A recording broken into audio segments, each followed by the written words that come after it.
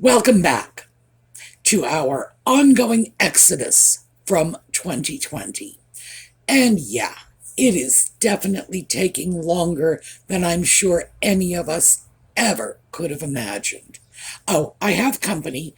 The company, I moved a chair over here so that Audie is right here in the chair and he can walk back and forth. He can sleep on the chair if he'd like. He can crawl into my lap. Um, and I don't know. I mean, I think he likes the ability to come and go as he pleases. So, yes, he is right here with us. He will stick his little head in when he chooses.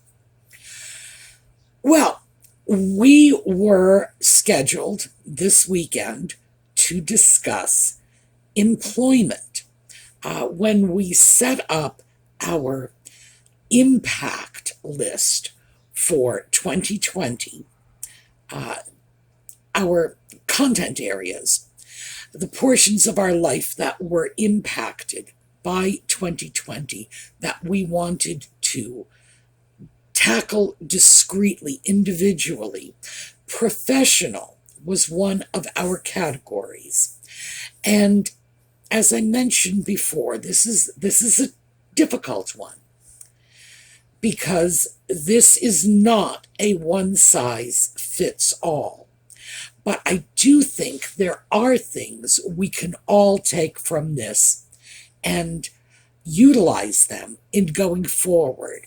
So when we come back, we are going to talk about some of the strategies that are advocated by the movers and shakers, the people who really do understand how to deal with professional issues because they are at the apex of the employment pyramid.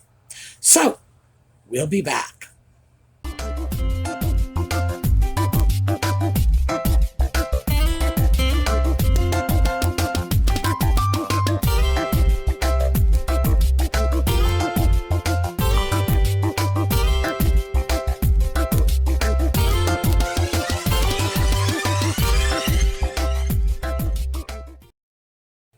So, when we start looking at how 2020 impacted us professionally in that whole arena of employment, work, our livelihood, we are inclined to simply defer to the government statistics and say, well, the unemployment rate was at an all-time high in April of 2020 at close to 15%.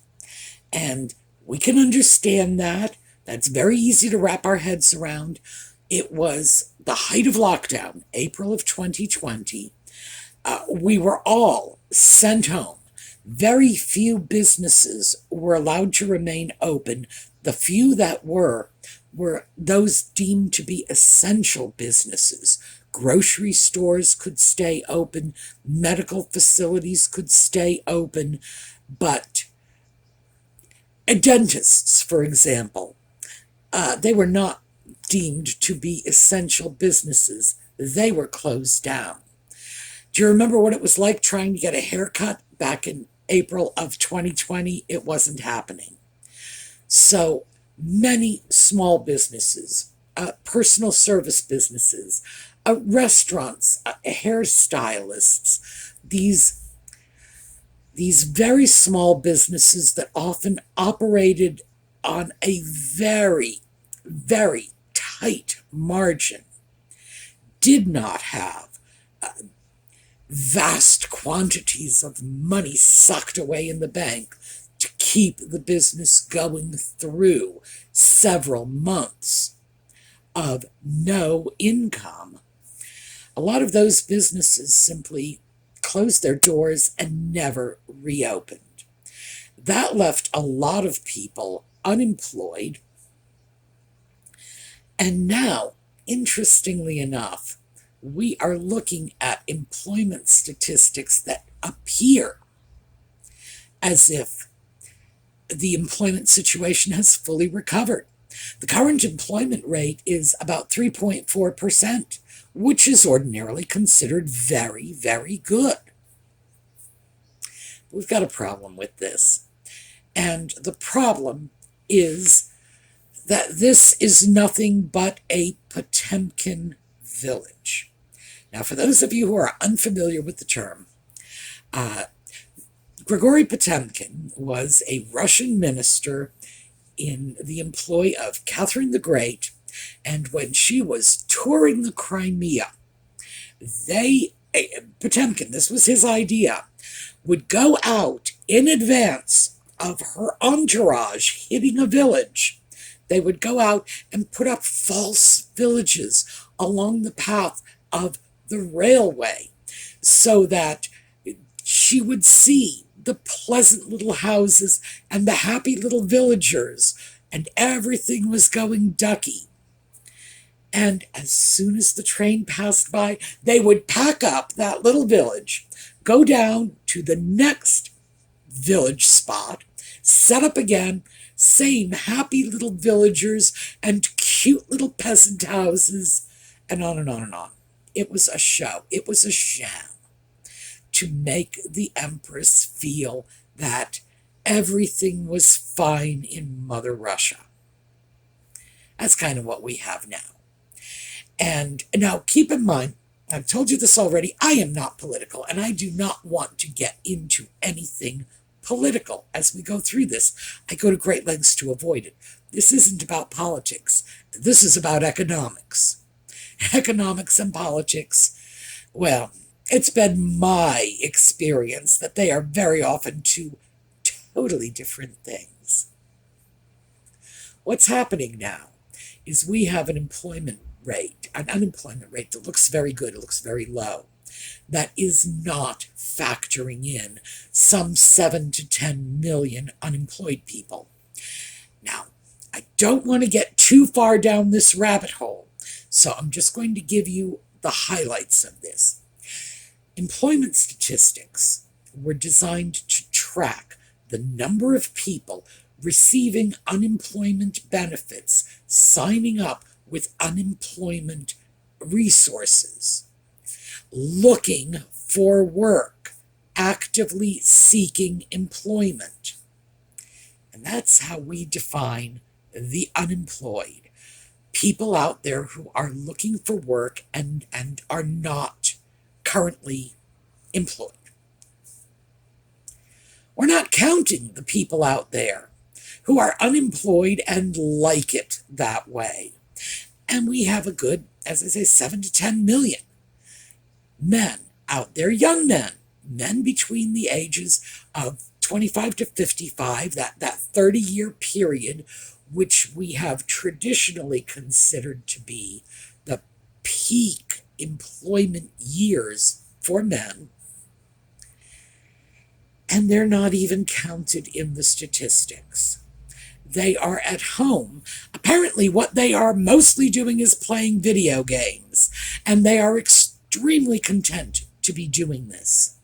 They are living their lives, supporting themselves through government benefits, mostly disability benefits, or through parents and significant others, either spouses who are working, taking care of them.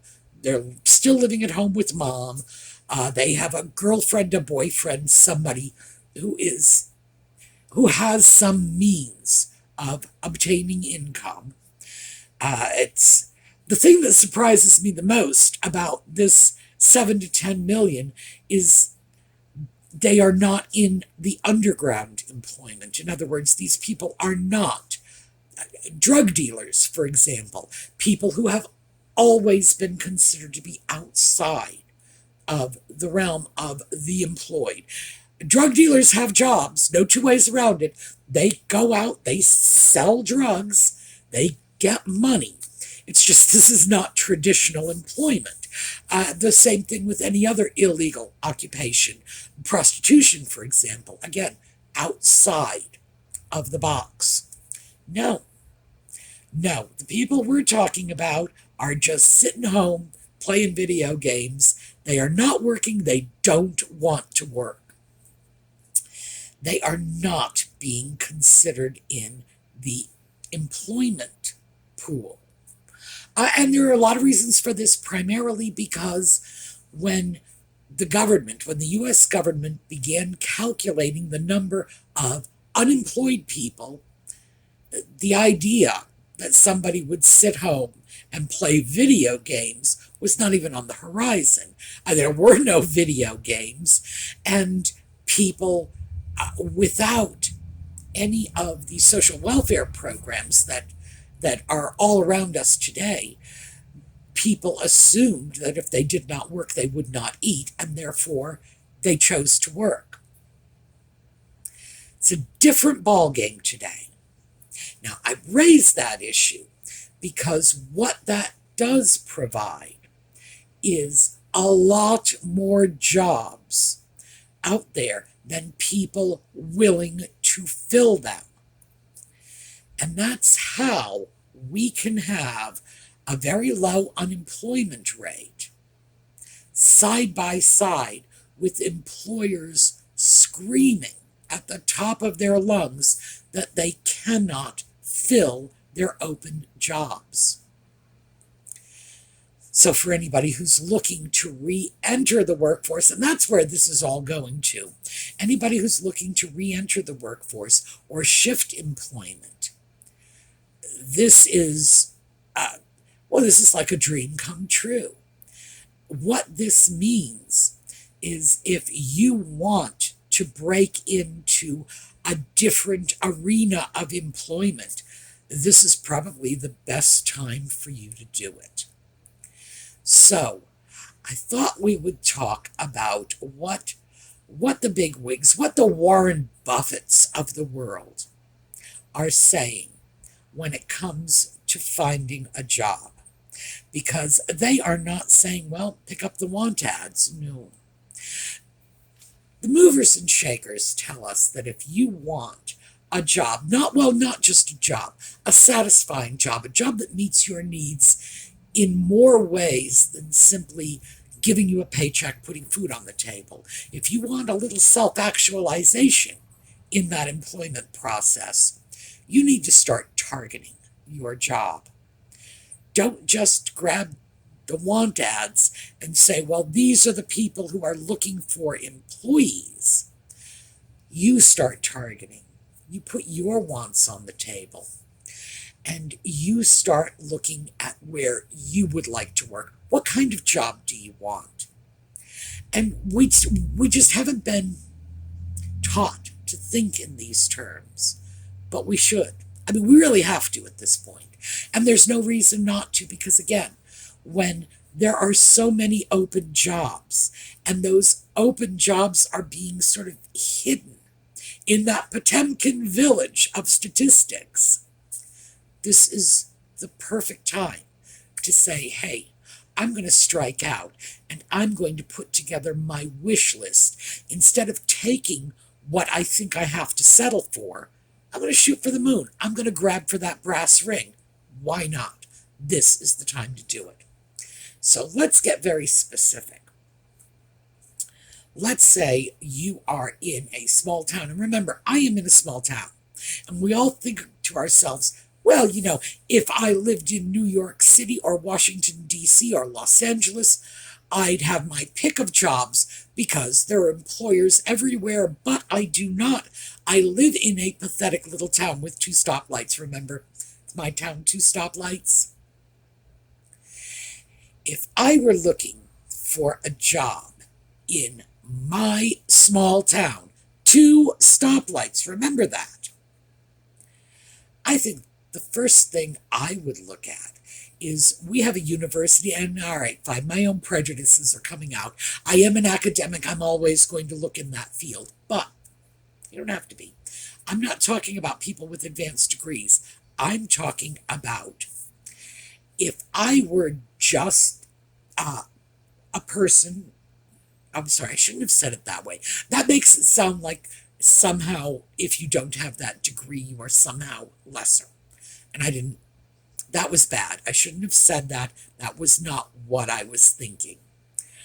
Let us suppose I wanted to go out and get a job, and I have a high school diploma. I have limited skills, limited work experience, but I am a woman in my 50s, let us say. I am not. I am a woman in my 60s. I'm a woman in my 50s, so limited work experience, but got a lot of life experience. And I'm watching YouTube videos all the time. You know what that means? That means I'm probably pretty good with a laptop. I'm going to take those computer skills and I'm going to go in town to Dickinson College.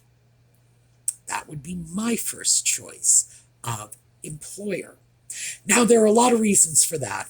One of the reasons I would choose a university is because invariably when you work at a university, they will usually throw in free tuition as one of the benefits. Like, you're going to teach me something? I'm going to go. If you're going to give me courses, I'm going to take them. So for me, there's my hot button.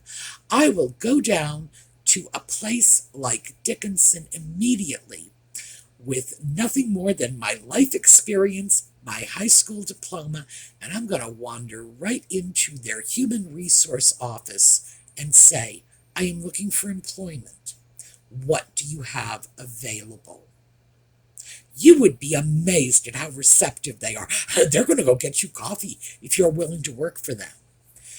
There are all kinds of jobs available at a university. Everything from food service. Remember, they've got thousands of kids in there, and kids between the ages of 18 and 22 eat anything that is not nailed to the floor, so they've got to be fed. They have all sorts of buildings that are occupied by young people who are slobs. Remember, they're eating 24/7, so they have to be cleaned. People tend to forget that universities not only hire graduate degree college professors, etc., they have to hire cleaning staff, they have to hire food service staff, they need clerical people. Remember that computer, that laptop you've been working with. Oh, I bet you're pretty good with Microsoft Word, right? I bet you're pretty good with Adobe PDF, right? Go on in there. It's not that difficult to get a job in an academic environment, even without all of the advanced degrees that we associate with an academic environment. And I am in a very small town, but one of the major employers is the university. I would tootle off down there in a heartbeat. Keep in mind, that same 50-some-year-old woman with limited job experience, but life skills and the ability to sort of see her way around a computer can go right down to the county offices or to the state house and apply for jobs through their employment office. Every state has an employment office. It's their personnel department. You go, you work for the state. What you get from working for the state, again, the same with the university, you get a lot of benefits. When you're working for the state, however, the benefits are not necessarily educational. But boy, they have benefits galore in every other aspect of your life. They really do. Fabulous benefit packages. You go down to their state office. In fact, most of them have a state office and a division of minority recruitment. If you are female, consider yourself a minority for the purposes of employment. If you are an older woman, displaced homemaker, wander right on in there. there are so many options like this, and it's just a question of targeting the employer. Target the state, target a university. Trying to think of the Smithsonian. When I was in DC, I knew a lot of young people who specifically targeted the Smithsonian Institution, and that was all of the museums on the Capitol Mall, basically. They would just go in and talk to the human resource department, and they have recruiters there. So it's not even as if you're going down, talking to somebody and trying to get them to do something outside of the ordinary scope of their duties. Recruiting people, hiring people, getting people to come in and fill the jobs is what they are paid to do. Keep in mind, right now, so many employers are struggling just to fill vacancies. And all you need to do, keep in mind, people have said this, 90% of life is showing up. For the most part, if you can show up for work on a regular basis, sober, they're going to consider you the employee of the year. The fact is that you really just need to be a warm body these days. It's not like it was 5, 10, 15 years ago when the employers were able to be very picky in terms of who they were hiring. And they could say, no, I want, and throw out their wish list. I want a master's degree. If you want to come in and sweep up after these college kids, we want a master's. Today, they are just saying, give me a clean BCI check, and that's all I care about. BCI, by the way, Bureau of Criminal Investigation, you just have to make sure you're not a wanted felon. The fact is that nowadays, the employment tableau has changed significantly. So if you are looking to get into something different, and let's say, for example, that your job experience to date has been waitressing. That's it. That was one of the job categories that was especially hard hit in the pandemic when so many restaurants were closed out. And you're thinking, well, I don't have any skills other than working at a coffee shop. It doesn't matter. It really doesn't. Decide what you want. And as long as your wish list is reasonable. Now, obviously, no one's going to hire you as a brain surgeon, although they might. You never know. But as long as it's reasonable, as long as you are not moving too far outside of your skill set, go down, talk to somebody in the human resource offices, but target your company, target your job. Instead of saying, I will take whatever is out there, whatever society is willing to offer me, be a little more proactive. Take a look at the companies in your area that are known for good benefits, good working hours, pleasant environments, and target them instead. Go, sit with their personnel directors. You would be surprised because, first of all, until you go down there, you have no idea what kind of employment prospects they have, what are the jobs they have available. Go, ask them, what do they require of someone looking to move into their company? Ask them.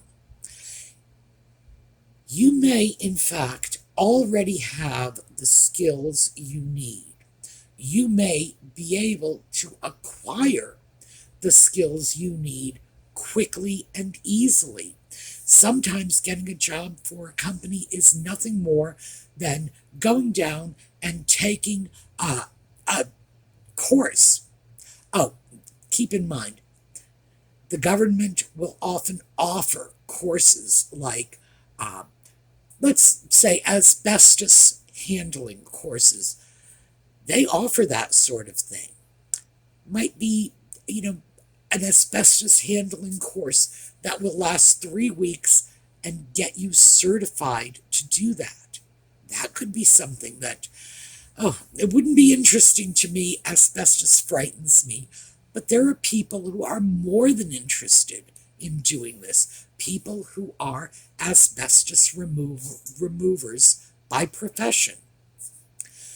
So what I'm trying to say essentially here is we have a great opportunity right now to move out of our comfort zone, out of the employment areas we have been in up to this point.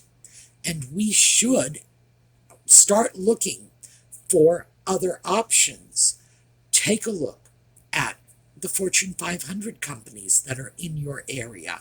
Take a look at the employers who are known for good benefits, like the institutions of higher education or the state government, where, very often, that's why do you work for the state? You work for the state because the state has good benefits. That's traditionally what everyone says. So choose from those areas. And as I say, I've given you a couple of examples, but they are examples that are available even in the teensy-weensy little 2-stoplight town I live in.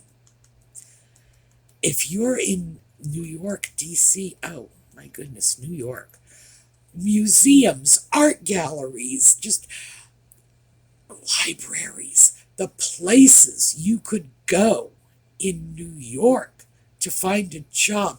Broadway, you like that sort of thing? I bet there are all kinds of positions available in a theater. They don't necessarily involve, kicking up your heels on stage. But if that's the environment that appeals to you, and it does appeal to many, many people,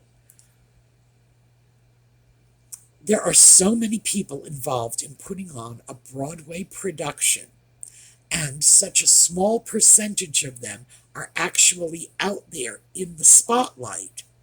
If that's the sort of thing that floats your boat, go. Definitely go down there.